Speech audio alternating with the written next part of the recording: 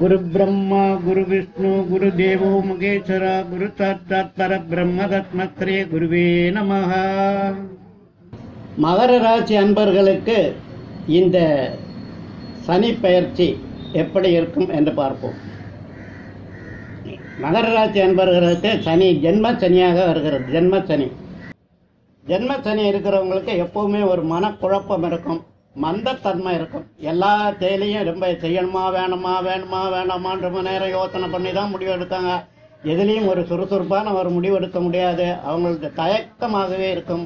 அப்படிப்பட்ட ஒரு மனோநிலையில் இருப்பார்கள். அதனால அவர்கள் ஒன்றுக்கு பல தடவை 10 தடவை யோசனை பண்ணி கண்டிப்பாக நல்ல முடிவாக நல்ல செயலாகவே செய்து நல்ல வெற்றிகரமாக வெற்றியை வகை சூடுவார் என்பதில் சந்தேகமே இல்லை. சனி 3, 7, 10 போன்ற இடங்களை பார்க்கிறது. 3ஆம் இடம் என்பது சகோதர ஸ்தானம், தைரிய ஸ்தானம். உங்களுடைய உடன்பிறப்புகளால் உங்களுக்கு உதவிகள் கிடைக்க வாய்ப்புள்ளது. உங்களுக்கு மன தைரியமான செயல்பாடு தைரியத்தை சனி கொடுக்கிறது. மேலும் 7ஆம் இடம் என்பது கலத்திரஸ்தானம் என்று குறிப்பிடப்படுகிறது. கலத்திரஸ்தானத்தை சனி பார்ப்பதால் உங்களுடைய மனைவி வழி சொத்துக்கள் சம்பாத்தியங்கள் ஏதேனும் வரவேண்டிய இருந்தால் வந்து சேரும். உங்கள் குடும்பத்தில் சுப நிகழ்ச்சிகள் நடக்கும் வாய்ப்பு உள்ளன. நல்ல 7ஆம் இடத்தில் இருப்பதனால் கலத்திரஸ்தானத்தை பார்ப்போம். உங்களுடைய மனைவி வழி என்று உங்களுக்கு சொத்து சுகங்கள் ஏதேனும் வர வேண்டிய இருந்தால் அவைகள் வந்து சேரும். உங்களுடைய மகனுக்கோ மகளுக்கோ கண்டிப்பாக திருமணம் நடக்கும். வீட்டில் சுபகாரியங்கள் நடக்கும் வாய்ப்புகள் உள்ளன என்பது உறுதியாக கூறலாம்.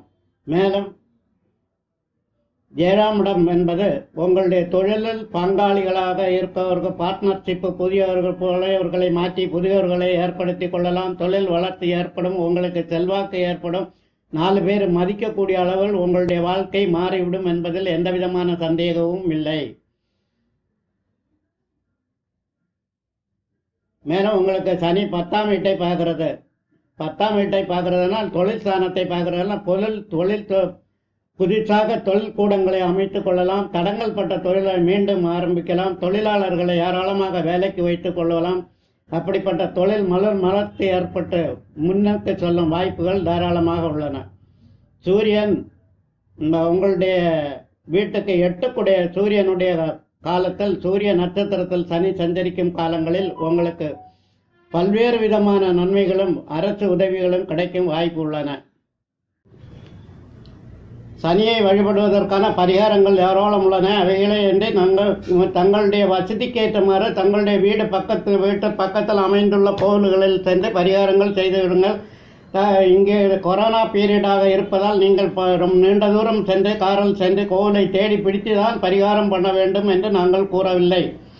சங்கடம் தீர்த்திடும் சனி பகவானே மங்களம் பொங்கிட மனமைத்திடுவாய், சத்திரவின்றி சகானரியில் இத்தகம் வாழ இன்னருள் தாத்தா போன்ற எல்லா சனிக்கிழமையிலும் விரதம் இருந்து அன்று எண்ணெய் தீபம் ஏற்றி 108 தடவை வலம் வந்து சனியை வழிபடலாம்.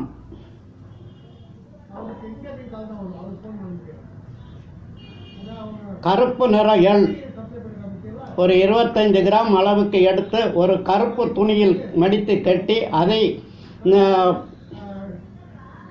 வெள்ளிக்கிழமை அன்று தூங்கும்போது தலைக்கு அடியில் வைத்துவிட்டு மறுநாள் காலையில் சனிக்கிழமை அதை எடுத்து எள்ளை 3ஆக பிரித்து ஒரு பகுதியை சாதத்தில் கலந்து காக்காவுக்கும், இன்னொரு பகுதியை எள் தீபமாகவும், 3வது பகுதியை ஓடும் தண்ணீரிலும் கரைத்து விடலாம். இது மிக சிறந்த ஒரு சனிக்கான பரிகாரமாகும். சனிக்கு எள்ளெண்ணெய் தீபம் ஏற்றி தினமும் ஓம் மந்தாய நம என்ற மந்திரம் சொல்வது மிக சிறப்பு. மொத்தமும் படிவா.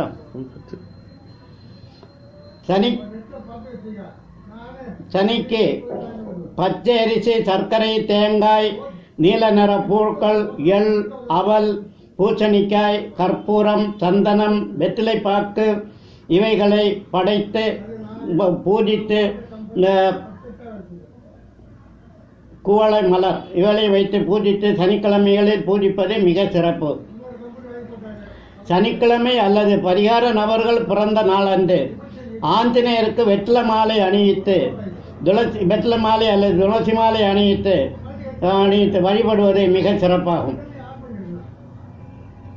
மேலும் விநாயகர் சதுர்த்தி மற்றும் பரிகார நபர்கள் பிறந்த கிழமைகளில் விநாயகருக்கு அர்ச்சனை செய்து தேங்காய் உடைத்து வழிபடுவது மிக சிறப்பு. கருப்பு ஆடை அணிந்து சபரிமலைக்கு செல்பவர்களுக்கு உதவி செய்யலாம்.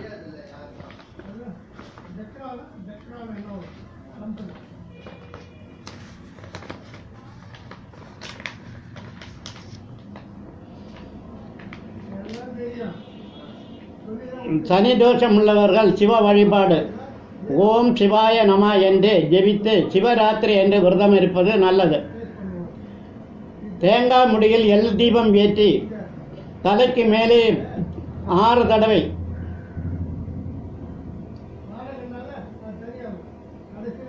தலைக்கு மேலே வயதுக்கு ஏற்றவாறு சுற்றுவது. 6 தடவை இல்லை, வயதுக்கு எத்தனை வயசோ அத்தனை தடவை சுற்றல். அரச மரம் வெண்ணி மரத்தை சுற்றி வழிபடுவது மிக சிறப்பு. தீபம் ஏற்றி வழிபடுவது மிக சிறப்பு. கருப்பு நிற பசுக்களுக்கு தீனி அளிப்பது கருப்பு நிற வஸ்துக்களை தானமாக கொடுப்பது, எண்ணெய் தானம் செய்வது, உளுந்து தானம் செய்வது, இவைகளை தானமாக கொடுக்கலாம். உடல் ஊனமுற்றவர்களுக்கு செருப்பு தானம் பண்ணலாம். உங்களால் முடிந்த உதவிகளை செய்யலாம். கருப்பு நிற துணியில் பொம்மை ஒன்றை செய்து சனி பகவானாக பாதித்து பூஜித்து தன் குறையை சொல்லி மனம் விட்டு உருகி அழுது கண்ணீர் விட சனிக்கு கருணை தோன்றி மன்னிப்பார். அடுத்த கடுமையான சனி தோஷம் உள்ளவர்கள் ஒரு மண் கலசத்தில் எண்ணெய் நிரப்பி தன் தலைக்கு மேலே சுற்றி அமாவாசை என்று நள்ளிரவில் ஆற்றின் கரையில் புதைத்து விடலாம். திருநள்ளாறு சென்று முதலில் நல தீர்த்தத்தில் குளித்த பின் விநாயகரையும் சிவபெருமானையும் பார்வதி வழிபட்டு சுப்பிரமணியரையும் வழிபட்டு பின் மூலவரை வழிபட வேண்டும். அத்தமை அன்று பைரவரை பூஜித்து அவர் வாகனமான நாய்க்கு உணவளிப்பது மிக சிறந்தது. சனிக்கிழமையில் அசைவ உணவு உண்ணாமல் இருப்பது சனி தோஷம் உள்ளவர்கள் கடைபிடிக்கும் விரதங்களில் முக்கியமானதாகும்.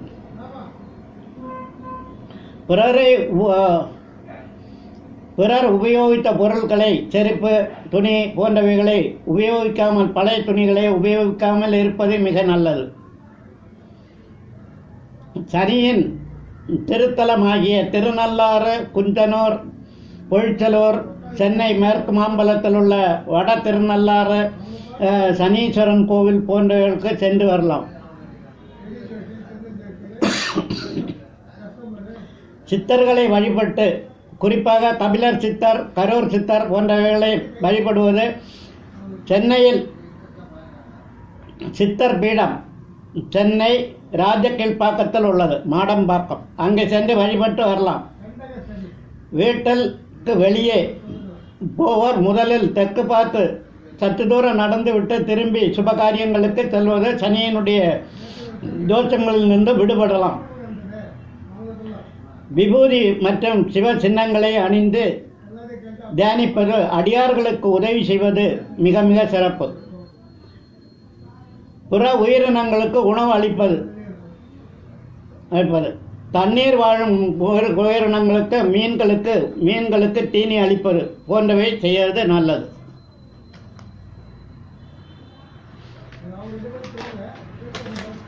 கோளார் பதியம் படிக்கலாம். தினமும் கோளார் பதியம் படியுங்கள். கோள்களால் உங்களுக்கு வரும் தோஷங்கள் விலகிவிடும். சனி பகவானை எந்திரத்தை வாசலில் அரிசி, மாலை, கோதுமை கோலம் போட்டு வழிபட்டார். எந்திரத்தை, சனியினுடைய எந்திரத்தை அரிசி மாவால் வீட்டுக்கு முன் கோலம் போட்டு அதை வழிபடுவது மிக சிறப்பு. வாசலில் இரும்பு துண்டு அல்லது 3 ஆணியை வைத்து கட்டிவிடலாம்.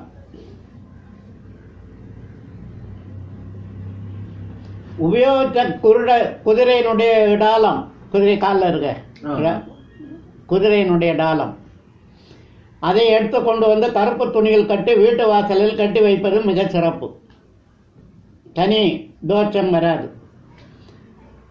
சனியின் எந்திரங்களை எந்திரத்தை நீங்கள் ஜாதகத்தில் இணைத்து பூஜை அறையில் வைத்துக் கொள்ளலாம்.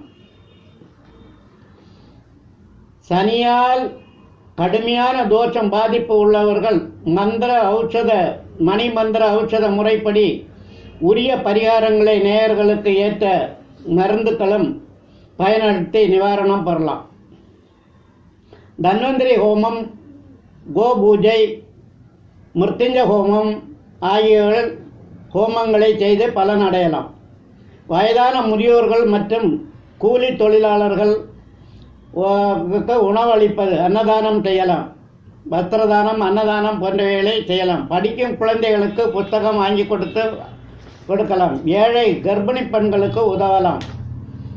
முதியோர்களுக்கு, கர்ப்பிணி பெண்களுக்கு, படிப்பவர்களுக்கெல்லாம் உதவி செய்யலாம். இவையெல்லாம் செய்தால் சனீஸ்வரன் உங்களுக்கு நல்ல அஷ்டம சனி, ஏழரை சனி, கண்டக சனி உள்ளவர்கள் இந்த பரிகாரங்களை செய்து சனீஸ்வரனிடமிருந்து நல்ல ஆசீர்வாதங்களை பெற்று வாழ்க்கையை மேம்படுத்திக் கொள்ளலாம் என்பதில் எந்த விதமான சந்தேகமும் இல்லை.